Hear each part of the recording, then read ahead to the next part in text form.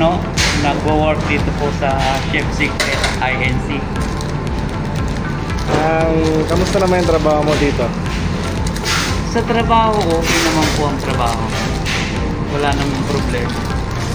Minsan nagkakaroon lang ng problema pagka tungkol sa OT. Kasi minsan yung OT parang hindi nila ina-approve pagka hindi nakakuha ng nakaabot sa quota. Pero all in all, kamusta yung trabaho mo dito? Sa pagtatrabaho naman, 20 years na ako dito. Isipin mo yun 20 years na ako. Ibig sabihin, okay naman yung trabaho kasi umabot ako ng 20 years.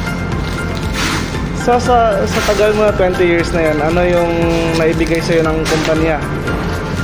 Bali, sa tagal ko na yan, nakapagpatapos na rin ako ng isang anak. Sa kasalukuyan ngayon, medyo okay naman na siya. Naging flight attendant na siya sa Bahrain. Yan. Kamusta naman yung mga pamamalakad ng management dito? Yung pamamalakad, may concern lang ako. Kasi yung iba, hindi naman siguro kasi may iwasan yung siyempre yung nagpapataas ka ng posisyon mo, minsan pangit na yung ugali nila. Kumbaga parang nagiging kahit bumagsak yung empleyado nila, basta mataas lang yung tingin sa kanila. Yung parang gano'n. Siguro hindi naman may iwasan yung para depende kasi sa tao gustong tumaas yung posisyon niya. Kamusta naman yung oras ng pasok mo? Okay ba sa'yo?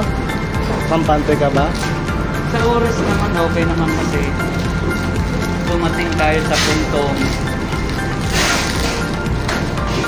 puntong tamang-tama yung oras ko. 6 to 2. Tapos tuwing linggo, day off kasi may work pa ako sa church, ganun. Nabigay naman nila yung oras. Yung lahat ba ng benefits binibigay ba sa'yo? Tamang benepisyo para sa isang empleyado tulad mo? Bali, kumpleto naman yung benefits dito. Nabigay naman ng papa. Yan lang, salamat. Maraming salamat po.